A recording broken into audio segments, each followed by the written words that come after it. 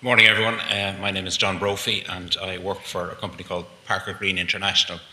And I manage and help manage a couple of shopping centres. There's the Fairgreen Shopping Centre in Carlow and the Keys Shopping Centre in Newry. I'm always very excited when I see educational stuff coming up. I fall for it every single year, and my proximity to Carlow IT means that I'm just a sucker for it. So I take on something every year. And usually halfway through, I say to myself, well, that was a good idea at the time, right? Because it's usually because I've picked the wrong thing to study, history of cosmetics or something like that. It's not really for me, but this is a completely different kettle of fish. And again, I'm excited. Although I remember when I was in my mid-40s, I was studying, and I went up to see my dad, who had recently been widowed, and he was hanging over the wall talking to the neighbour next door, and I had all my books under my arm. And apparently when I left, the neighbour said to my dad, "What'll John be when he's finished all this study?" And my dad said, "He'll be about 50.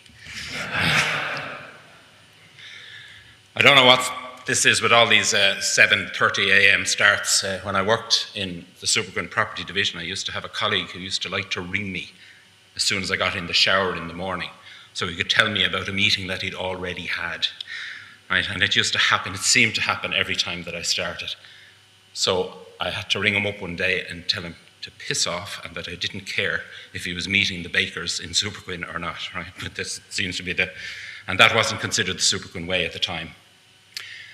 Okay, it's a lovely day, as you've all seen, and I drove up from Carlow this morning, where we've had this fantastic weather for the last week or so.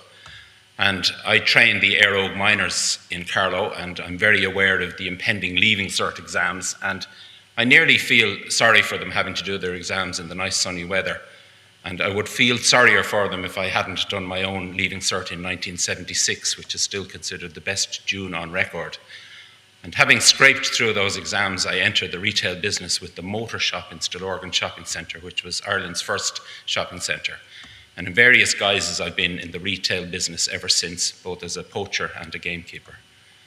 I convince myself now that I have a little knowledge of the retail business. I had my own retail shops in Dun Laoghaire Shopping Centre, Northside, and Ilac. And since 1997, I have managed Ballymun Shopping Centre, Blackrock Centre, and now the Fairgreen Shopping Centre in Carlow.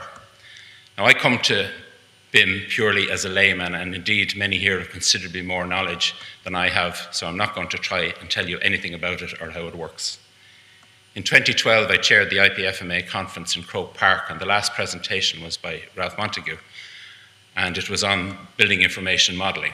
I was probably not alone that day in only beginning to understand the power of the technology, and once I was over the wow factor of its usefulness in practicality in its buildings applications. At that time, I was working for, and still do, a property development company. Do you remember those from the old days? I worked for Parker Green International. I went back to them enthused about BIM, and I distributed Ralph's presentation all around. Of course, with my usual impeccable timing, PGI have not done any development since. However, I feel that if they were to do, they would invest. I've managed in my time 3 very different centres, and despite the fact that the one I manage now is only 11 years old, and with the phase 2 of only 8 years, every time we try to make a letting, we struggle to find the as-built drawings. Even after that, they often bear absolutely no relation to the reality. There were often changes made, and mezzanines added, etc., etc. And that's in a relatively new centre. Blackrock was built in 1984, and Ballymun was even older. So having BIM and being able to trade them with retailers would make life so much simpler. I can also see the usefulness in planning shop fits. It's without doubt the future, and your presenters, James, Johnny, and Sean, are going to tell you much more than I ever could.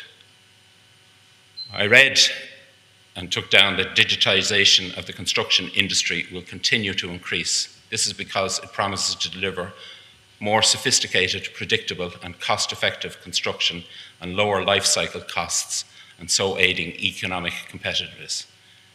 The digitisation process, including the availability of accurate as-built drawings achieved during using laser scanning, will inevitably lead to continuously increasing off-site levels of prefabrication, which will deliver cheaper and higher quality construction.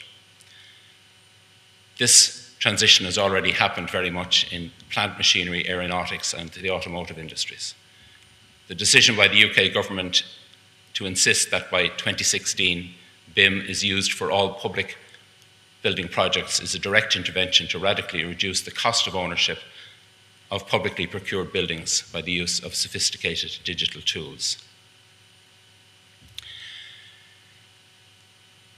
The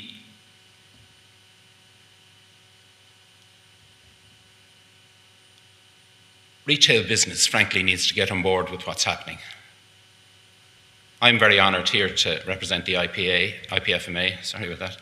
I'm vice president this year, and I was due to take over as president, and as I mentioned before, with my usual impeccable timing, the IPFMA is likely to be no more after it joins forces with the SCSI. It's a bit of a drastic way of stopping me becoming president. I probably wouldn't have been that bad, right? The future looks very interesting for our members, with many new career and educational opportunities opening up. I'd like to thank CITA for asking me here this morning, and I hope that you all find this morning's sessions informative and enjoyable. And I'd like to hand you over again now to Suzanne, who's going to introduce our first speaker.